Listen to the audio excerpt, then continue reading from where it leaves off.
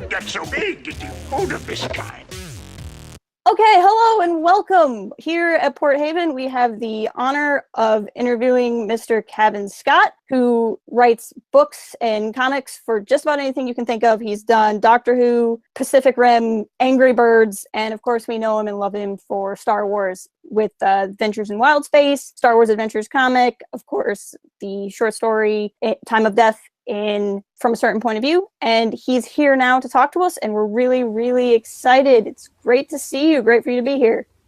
It's good to be here as well. Yeah. All right, so let's get started with the basics. What got you into writing? What gave you the writing bug? I got the writing bug from things like Doctor Who and Star Wars. When I was a kid, I just couldn't get enough of there used to be Doctor Who novelizations based on the TV show. There was the Star Wars weekly comic over here as well, which I loved. And so it's reading stories like that based on the characters that I loved from television and films that made me want to write my own. And I started writing what we now known as fan fiction when I was a kid, for fanzines, or just, to be honest, just for me. And that was it, really. Eventually, I got to a point where I had to work out what I was going to do with my life. I'm still trying to work that one out. But I became a journalist. I became a magazine journalist. So became a writer of sorts through that route. But it was all because of loving things like Star Wars and Doctor Who. What does it feel like to be a fan of things like Star Wars and Doctor Who, and then now to get to write for them? Oh, it's amazing. It's an honor and a privilege. And I mean, people say that kind of thing, but it really is, because you're getting these toys that you've loved all your life, quite literally sometimes, to play with and to add something to the ongoing story, stories that you've known for years and years and years. And it's a bit surreal. No, actually, it's very surreal. It's absolutely bizarre. I mean, I still plan stuff out by getting my action figures and my Lego toys and play speeder bikes chases and stuff with it. And that's just as much as plotting, just as I always have. But basically, it means I haven't grown up at all in the last 30 years, which I don't think is a bad thing. No, not at all. So how did you get into writing intellectual property? This is something that's always interested me. Sure. Well, it was thanks to Doctor Who. Over here in the late 90s, they weren't making Doctor Who. In fact, I don't think anyone at the BBC was really interested in ever making it ever again.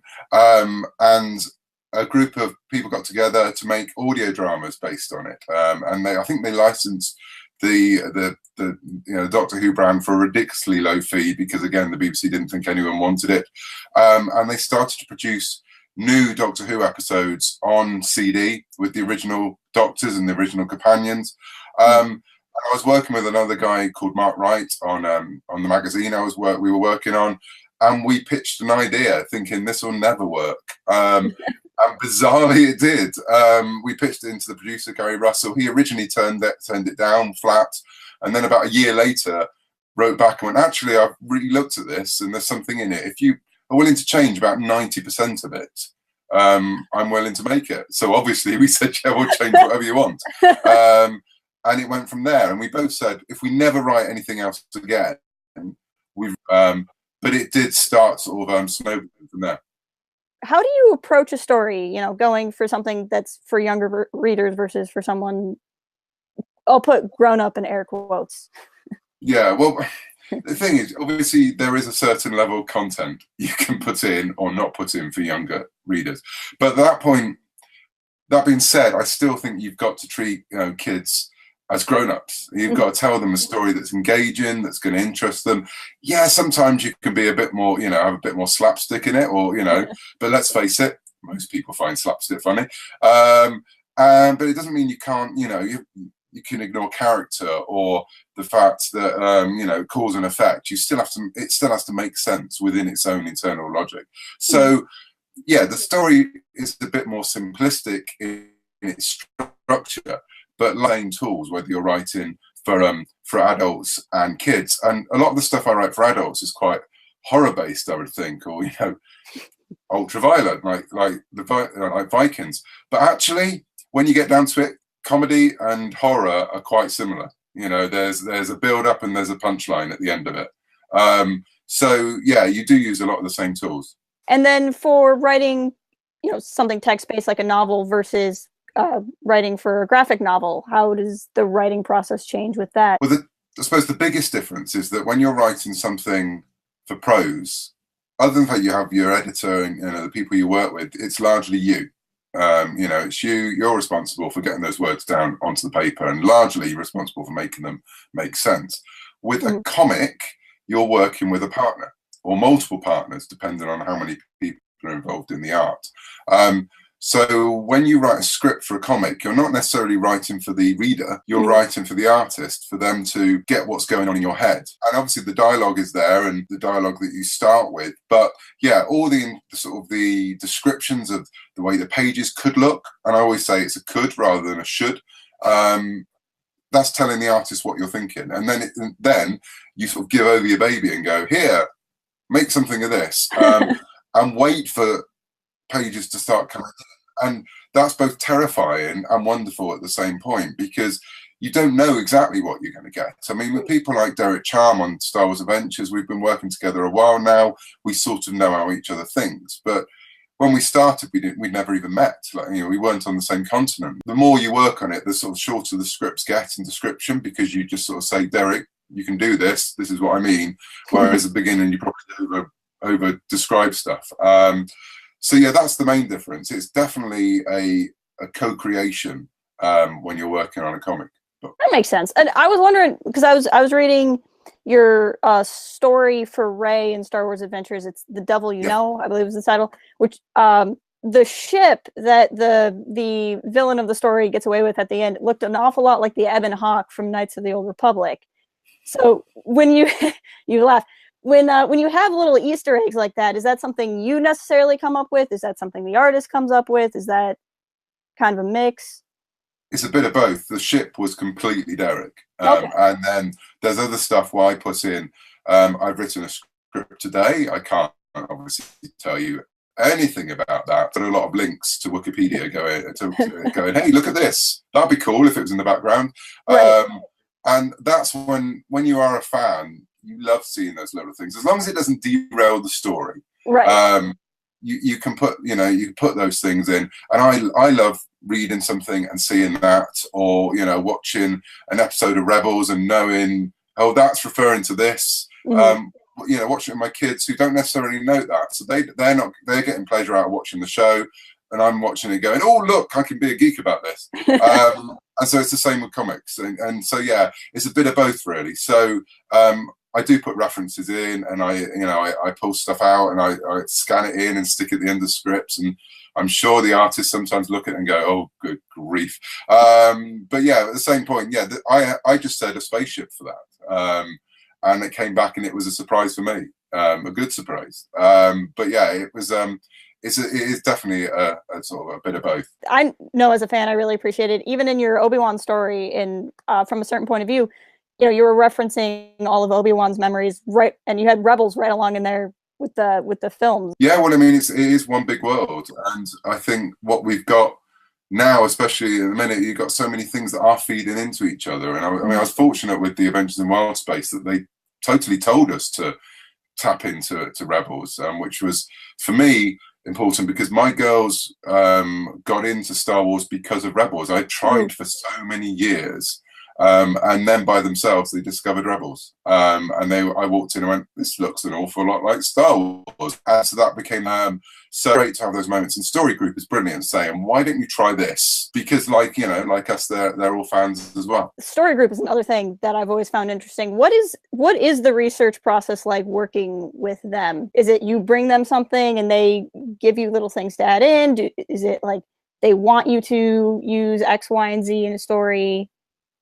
So far with the stuff I've worked on, it's been a case of me bringing things to them. When we started Adventure in Wild Space, both Tom and I came to that when the sort of there, but it didn't. It was like it didn't have meat on the bone, so we sort of filled it out. So in other cases, for example, the Free Comic Book Day edition of Star Wars Adventures, there's stuff in there. Wouldn't it be cool if that alien was this? So. They quite often suggest stuff like that. Also, there have been moments when I've written stuff that's coming up in the film without knowing it. The beginning of Adventures in Wild Space was pretty much the beginning of Rogue One. And they came back and said, no, you can't do that. I can't tell you why. And it was only after I was in the theatre seeing Rogue One that I texted my editor at LucasFilm going, oh, right. So and there's that kind of stuff happens. But then when that does happen, they're very good at saying, you can't do that. We can't say why, but here's something else that you can do. Or why don't you go this route? But yeah, it's great. And there are little moments, you know, messages flying back and forth on drafts. Which is just a sort of joking with each other, because we know what, as I said, we're all fans together. We know what we're doing, but we know that we stumble on stuff every now and then, and I think they find it as funny as we do, and probably a bit annoying at the same time. So you've written for some pretty iconic characters, Obi-Wan, Rey, and then with Adventures in Wild Space, you've gotten to make your own characters. What is it like getting into the headspace of a character fans would know so well versus creating the headspace of someone we get to be introduced to? Getting into the head of a character we know really well is absolutely terrifying, because you have to get it right. When you're creating your own character, it's up to you. You know, you're the one who is making that person within certain parameters when you're doing something like Star Wars. But, you know, with the Graf children, they were ours when we created them. You know, there was no preconceptions of what they were going to be.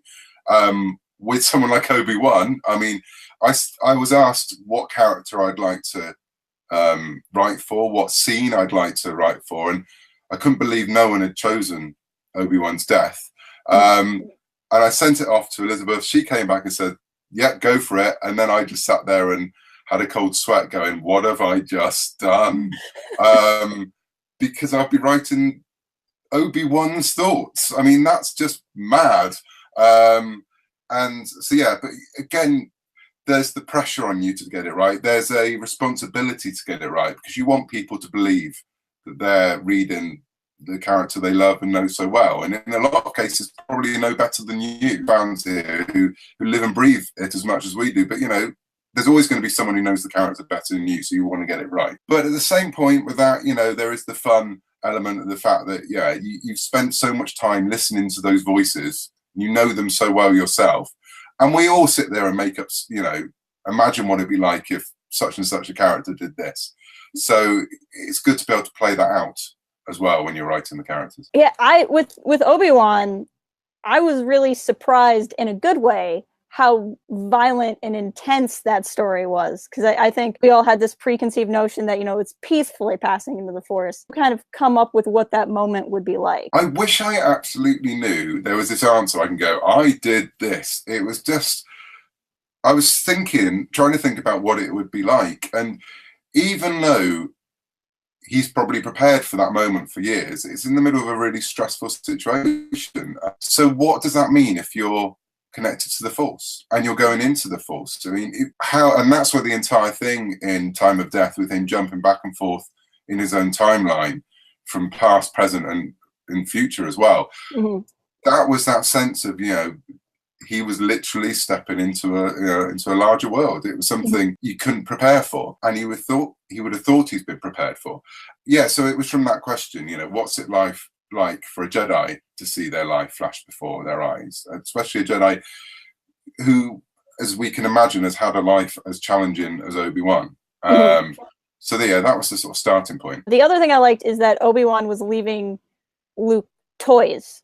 I thought that was a really cool detail. Was that one that you came up with? Was that something you thought was important? Yeah, it's basically because Star Wars toys are for me as much as Star Wars as anything else. So I just like the idea that Luke plays with them when he's a kid. You know, Luke is a dreamer. He wants to always be out in the stars.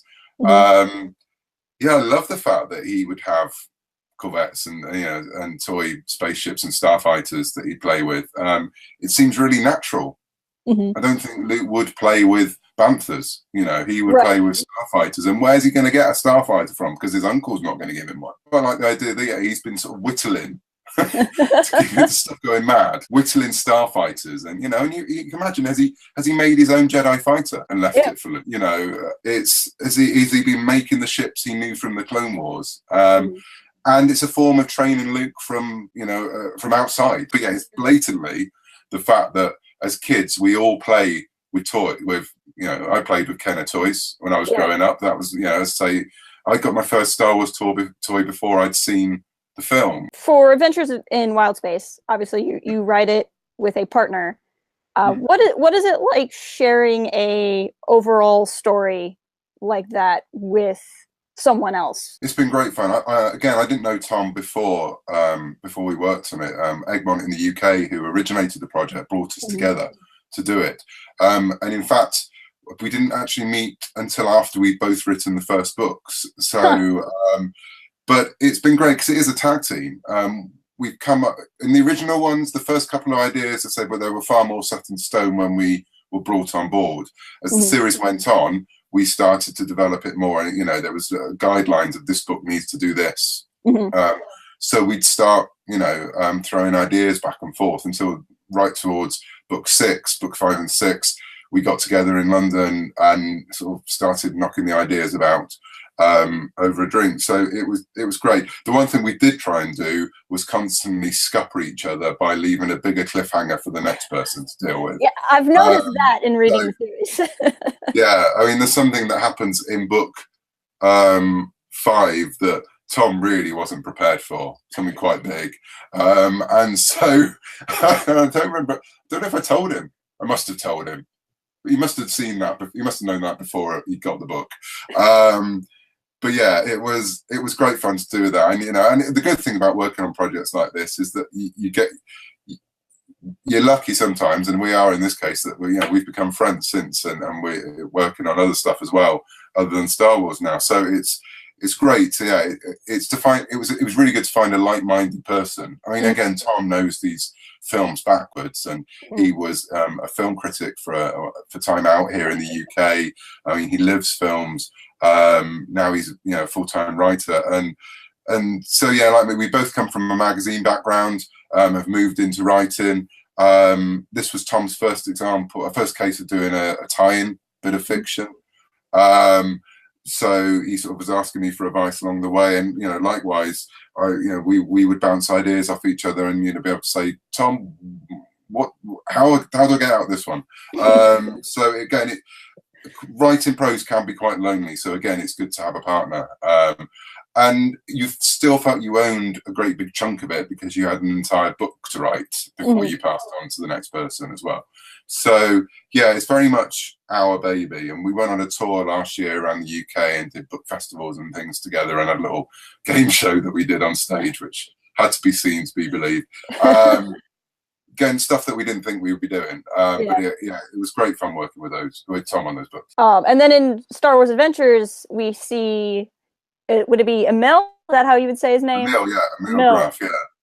How did that come about, getting to kind of carry on the family later on in the comic? That was LucasFilm bringing us the idea of having. We needed a narrator for that back part of the comic, and they toyed with various different narrators. I think at one point it was going to be C-3PO, and another point it could have been Maz. But the trouble is that limited the kind of stories you can tell, because C-3PO and Maz might not know it. Well, they don't know everyone in the galaxy. But someone who collects stories would know stories. They don't necessarily know the people in them, but they've heard the story along the way, or they've traded with stories. And one thing that happened, which was lovely, is that we really helped create the Graff children. We had a name, and that was it. We knew they were brother and sister. We knew their name. That was it. We knew that Crater the droid was made up of a lot of different parts. We didn't know what parts they were. So then the Galactic Atlas came out, and it's just a little tiny bit on the back when it says property of the Graff archive, or and it's just one of those little moments where it just carries on. And that was a complete surprise to us. In fact, we didn't know until sitting on the LucasFilm publishing panel at Star Wars Celebration London. It was only when the book flashed up and we saw the words, it's the first time we both realised it, and I think both of us sort of gripped our chair to stop screaming. So it was just really nice to know that by the time you get to The Force Awakens, they survived, they're through, and they've turned into a family who are doing stuff. And then, this idea came back. Emil Fortune is the the guy who was our editor at Egmont, and Lucasfilm sort of said as a little bit of tribute for him for pulling together Adventures in Wild Space, let's make it a meal graph. They said, let's keep Crater on the ship. They didn't say it had to be the Star Herald. So, you know, that was something I asked it could be. They wanted it to be another droid, and that's when I came up with BB00, and another monkey lizard. We knew it couldn't be the same one, bless Morgan, but he won't survive that long. But it's brilliant to know that, yeah, there's another generation or two generations of the Graph children now.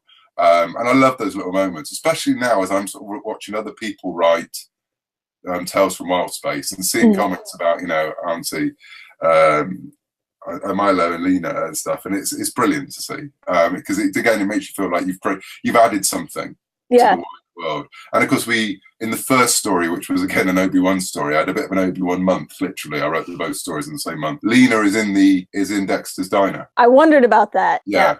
It's her and her dad are sitting by Obi-Wan because Lena always likes to go to the diner because they serve the best Nerf burgers, obviously.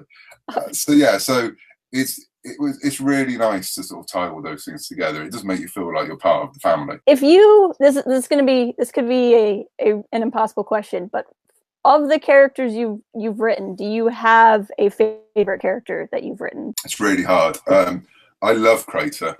Crater's brilliant because he's so sassy and sarcastic, and I think when we first started him, he was a little bit too 3PO, until we sort of quite early on worked out he hates children, and he never wanted to be a babysitter, and suddenly he finds himself with these kids that he has to look after, and he's just as childish as they are, really, and he's sarcastic, and a lot of him I based on, there's another science fiction show over here called Blake 7, which ran in the 70s, and there was a supercomputer on there called Aurak, and he was really snarky as well.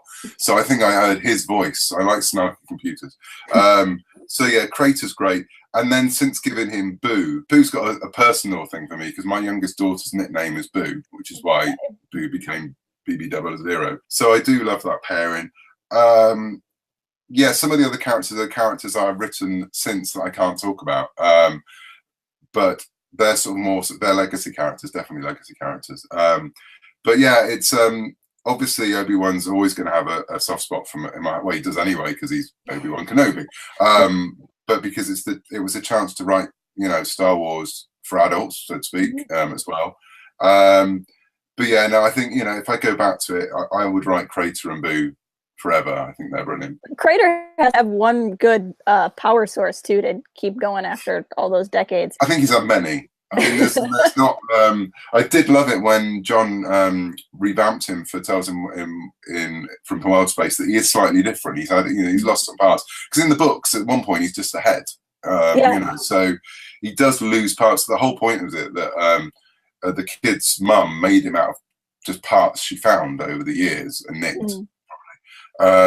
So yeah, he's still going, but let's face it, so C3PO and R2D2, you know, they've been around a long time. That's true. That's true. Droids do last. Obviously, you've said there's some things you can't talk about, but is there a character you haven't written for yet that's just like on your wish list? I've not written Leia yet, and for the sake that my daughters will kill me if I don't, I have to. I think it would be actually Rebels, you know, because Rebels has become such an important. I'd love to write Hera and Ezra. I think, yeah, you know, I think that's a part. I got to write Ezra a bit, but he wasn't saying much. So that's true. But yeah, I think, you know, I'd love to write something within Rebels. Because, you know, they mean so much to me. I certainly hope we get more from Rebels, even though the series is ending here soon. Well, yeah, I mean, it is the thing when you've got books like, you know, from a certain point of view. You know, what was Hera doing? You know, it's all those kind of stories as well. You want to, you know, because we know she was around. Yes. So yeah, you know, and obviously we'll soon find out what happens to a lot of the characters. Preparing ourselves. But yeah, so we know Hera's there. We know from Forces of Destiny that she's around by the time of Return of the Jedi. Yep. So yeah, I'd love to.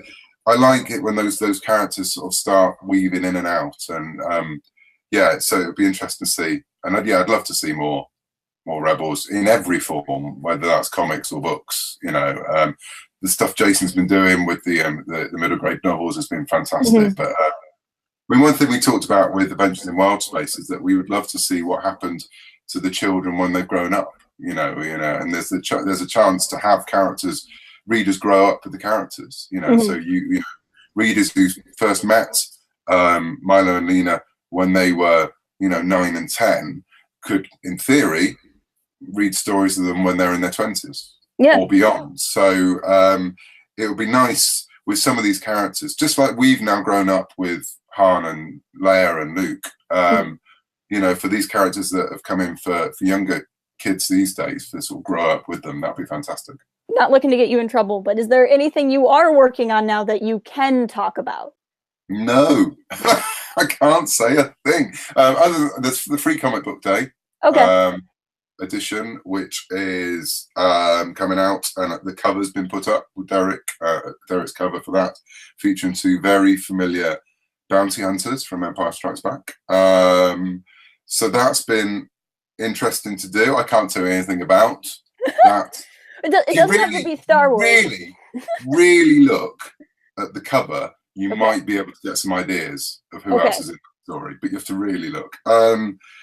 That's it. I mean, yeah, I have done some other stuff for Star Wars, but it's going to be announced soon. There's the trouble with doing this work. It's really difficult because half the stuff you've got NDAs everywhere. You can't say. When Pacific Rim, you know, the other major license I'm working on at the minute with the comic book, I've been working on that for a year or so, and it was only announced at the end last fall. So I work on the stuff, and I put stuff on Twitter going, I'm really busy on something today. Because but yeah, there is stuff coming up that I'm very excited to be talking about. When I can talk about it, watch this space. And then for fans who found you through Star Wars, like myself, what would you, from your body of work, like to recommend they try outside of the Star Wars world? Well, you know, it's everything. No, my other big passion growing up was Doctor Who. I'm a Brit. You know, Doctor Who's part of our DNA. So the stuff I've been working with on Titan recently, the Ninth Doctor comics, the recent events. If you like science fiction, and you know, there are a good number of Star Wars fans who are also Doctor Who fans, and vice versa. Check that out. The other thing I've worked on recently, basically, I'm going through my childhood. As I said, I've written a couple of Sherlock Holmes novels, which have just come out, which is a very different kettle of fish to Star Wars. And again, it's a case of, I can't talk about a lot of things, but there's some of my own characters that I've been working on recently that hopefully are going to see the light of day very soon. So yeah, it's one of those things. I have lots of different groups that I've written for now, and sometimes people come with me, and sometimes they must think, stop going on about Vikings when I want to talk about Tekken, and vice versa. So yeah, but you know, there are some lovely people out there who do start reading everything you do, which is marvelous. So yeah, I said the Pacific Rim comic that's come out in a minute. I'm really pleased with. Rich Elson's art is phenomenal. It's all to tie into the new film, which obviously has a Star Wars link in the main actor anyway. John Boyega, very excited. Exactly. Who is trying to be in everything. So yeah.